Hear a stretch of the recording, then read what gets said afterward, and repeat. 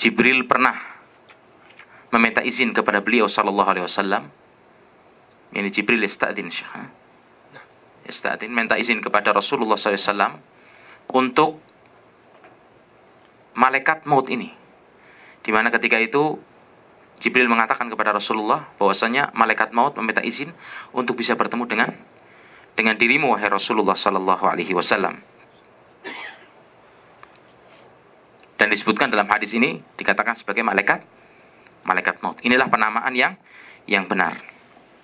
Dan dalam surat Al-Mulk yang tadi ditanyakan oleh Syekh, ya, surat Al-Mulk, yakni tabarakalladzi biyadihil mulku wa huwa ala kulli syai'in qadir alladzi khalaqal mauta wal hayata liyabluwakum ayyukum ahsanu amala. Dalam ayat ini sudah jelas bahwasanya Allah Subhanahu wa taala menciptakan yang namanya kehidupan dan kematian. Apa tujuan Allah Subhanahu wa taala menciptakan ini? Liyabluwakum. Untuk menguji kalian wahai para manusia. Siapakah di antara kalian atau di antara kita yang paling baik amalannya? Yang paling benar amalannya? Sesuai dengan tuntunan, aturan, prosedur yang telah diwahyukan oleh Allah Subhanahu wa taala kepada duta besarnya Nabi Muhammad sallallahu alaihi wasallam. Dan kematian ketika datang menjemput hamba ini diceritakan oleh Allah Subhanahu wa taala dalam sebuah ayat yang lain, hatta idza jaa ahadakumul maut rabbi irji'un. Dan ketika kematian itu datang menjemput salah seorang di antara kalian, orang tersebut mengatakan rabbirji'un, wahai Tuhanku, kembalikanlah. Karena dia merasa bahwasanya dirinya dalam keadaan tidak siap dengan apa yang pernah dia lalaikan ketika dia hidup di dunia. Nah sekarang datangnya secara tiba-tiba seperti orang kalau mau ujian kemudian belum siap apa-apa.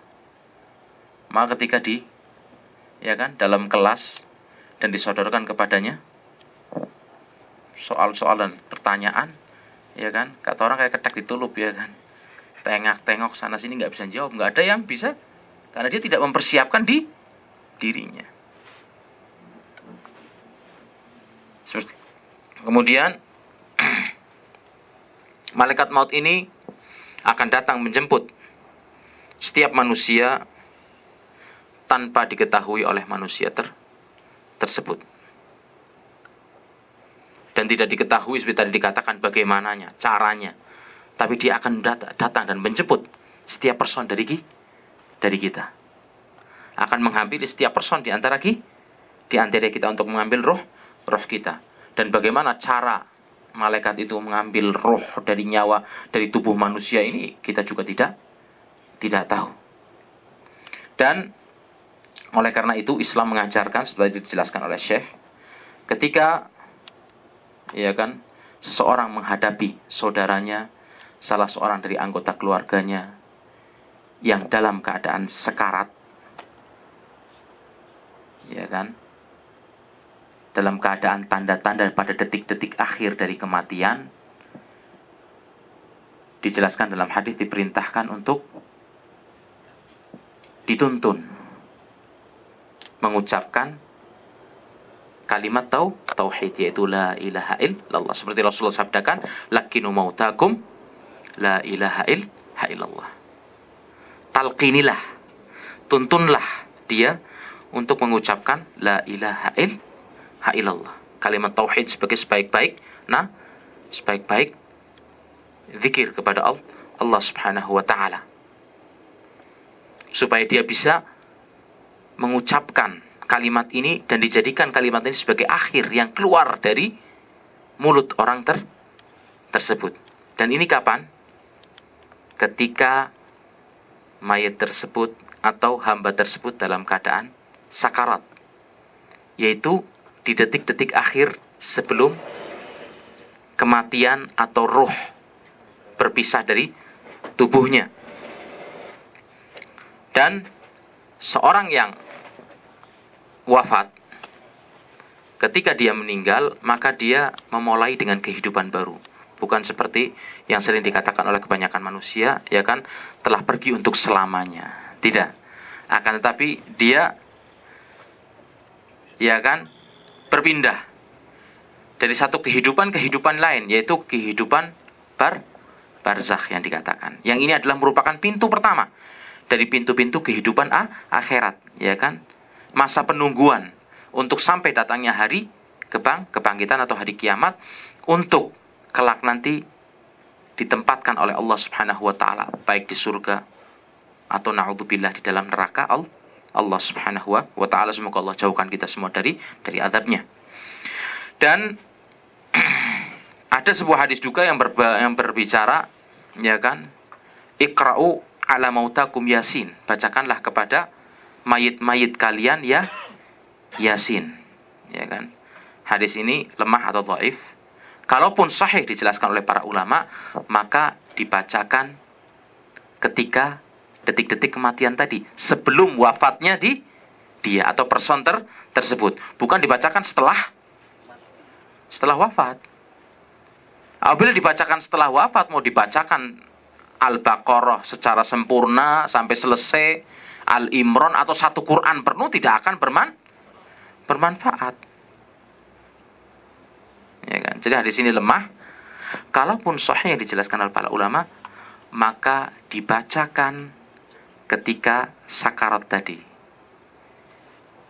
ketika detik-detik, ya kan, akhir dari kematian, dari kehidupannya, dibacakan apa ini, surat tersebut.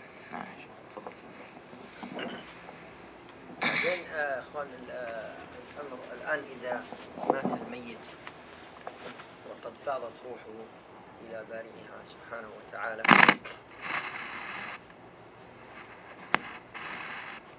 هناك أمور مهمة جدا لابد أن يعلمها المسلم، أن هذا الإنسان إذا مات ممكن أنت في هذا الوقت أنت تعذبه وأنت تريحه وتسعده بإذن الله بعد أمر الله سبحانه وتعالى. كيف يكون ذلك؟ قد أخبر النبي صلى الله عليه وآله وصحبه وسلم إن الميت ليعذب ببكاء أهله عليه. والبكاء المعني في هذا الحديث هو النياحة. النياحة كما يفعل بعض المسلمين للأسف الشديد، أنه إذا مات الميت بدأ في لطم الخدود وبدأ بشق الجيوب، فقال النبي صلى الله عليه وسلم: ليس منا من لطم الخدود وشق الجيوب، ودعا بدعوة الجاهلية. فإذا مات الميت لا بد لك أن كما أخبر النبي عليه الصلاة والسلام لا تقل إلا خير، حتى إن كان هذا الميت على أمر سوء في حياته لا تذكر هذا السوء، لا تقل هذا منافق، هذا كذاب، هذا حرامي، هذا كذا، هذا خلاص. ميت الآن انتقل حكمه وتعامله مع من؟ مع الله سبحانه وتعالى. ممكن أن الله